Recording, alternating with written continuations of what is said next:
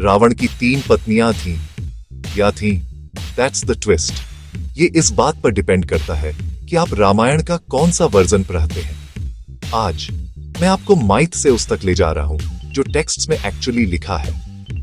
फिर एक सरप्राइज के साथ एंड करूंगा। सबसे पहले वह नाम जिसे हर कोई जानता है, मंदोदरी। वह लंका की चीफ क्वीन है, आर्किटेक्ट डेमन माया और अप्सरा हेमा की बेटी।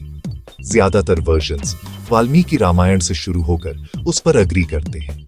वह वाइज डिग्निफाइड है और बार बार रावण को सीता को वापस करने और वॉर से बचने की चेतावनी देती है। कई टेलिंग्स में मंदोदरी वह मॉरल कंपेस है जिसे रावण इग्नोर करता है। वॉर के बाद कुछ ट्रेडिशंस यह भी कहते हैं कि उसने लंका को स्टेबलाइज करने के लिए विभीषण से शादी की। दूसरा, धान्यमालिनी, जिसे धान्यमाला या धान्यमालिनी भी लिखा जाता है।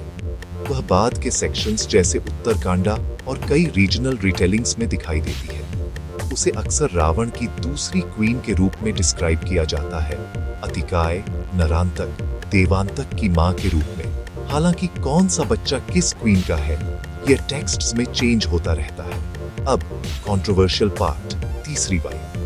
आपको ऑनलाइन ऐसी लिस्ट दिखेंगी जिनमें 3 पत्नियों का नाम ऐसे दिया गया है जैसे कि यह सेटल्ड हो, लेकिन कोर संस्कृत एपिक में तीसरी वाइफ साफ तौर पर फिक्स नहीं है। डिफरेंट ट्रेडिशंस इसमें कदम रखते हैं। कुछ फोल्क और रीजनल रामायणों में एक नागा या सर्पेंट प्रिंसेस को पॉलिटिकल अलायंस के रूप में मेंशन किया गया है। अन्य में ऐसे नाम शामिल हैं जो लंका के कोर्ट में घूमते रहते हैं, लेकिन उन्हें लगातार क्वींस के रूप में लेबल नहीं किया गया है। और फिर वेदवती है, इंपॉर्टेंट, लेकिन रावण की वाइफ नहीं। वह एसेटिक है जिसे उसने गलत किया था, जिसे कुछ बात के टेक्स्ट्स सीता के रिबर्थ से जोड़ते हैं। तो लोग 3 क्यों कहते हैं? क्योंकि रामायण एक इकोसिस्टम है, न कि एक सिंगल बुक। वाल्मीकि का टेक्स्ट मंदोदरी पर केंद्रित है। बात की लेयर्स जैसे उत्तरकांडा और रीजनल वर्जन्स धान्यमालिनी को जोड़ते हैं। फोक बैलेड्स और लोकल टेंपल लोर अक्सर एक तीसरी, कभी कभी अननेम्ड, कभी कभी कम्युनिटी स्पेसिफिक आइडेंटिटी वाली क्वीन को पूरा करते हैं। यहाँ माइथ टू फैक्ट ट्विस्ट है। फैक्ट ये है कि कोई एक कैनोनिकल रोस्टर नहीं है। जितना करीब से मैं देखता हूँ उतना ही क्लियर होता जाता है। रावण की शादियां पॉलिटिकल, कल्चरल और नैरेटिव डिवाइसेस थीं। एक क्वीन सलाह और रिस्ट्रेंट को दर्शाती है। मंदोदरी दूसरी डायनेस्टिक कंटिन्यूटी को कैरी करती है। धान्यमालिनी एक पॉसिबल तीसरी रेल्म्स, ह्यूमन, असुर, नागा के बीच अलायंसेस को दर्शाती है। ये इस बात पर डिपेंड करता है कि कहानी कौन बता रहा है और कैरेक्टर के बारे में क्या। ये क्वींस बैकग्राउंड नहीं है।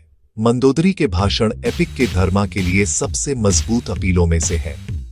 धान्यमालिनी की प्रेजेंस रावण को उसके वास्ट कॉम्प्लिकेटेड फैमिली, वॉरियर्स जो राम की सेना को टेस्ट करते हैं, से जोड़ती है। तीसरी क्वीन वाले वर्जन्स में मैसेज क्लियर है। लंका में पावर सिर्फ ब्रूट फोर्स नहीं थी, यह मैरिज डिप्लोमेसी भी थी। अगर आपको एक क्लीन लिस्ट चाहिए तो सबसे सेफ समरी यह है, मंदोदरी डेफिनेट, धान्यमालिनी बाद के और रीजनल टेक्स्ट्स में प्रोबेबल, तीसरी वाइफ फोल्क और लोकलाइज्ड ट्रेडिशंस में पॉसिबल। नाम अलग अलग होते हैं। तो अगली बार जब कोई कहेगा रावण की 3 पत्नियां थीं, मैं पूछूंगा आप कौन सी रामायण पढ़ रहे हैं? क्योंकि एपिक लिटरेचर में जवाब सिर्फ कौन नहीं है, यह कहां, कब और कहानी कौन बता रहा है, यह भी है। और ईमानदारी से कहूं तो यही बात स्टोरी को फैसिनेटिंग बनाती है।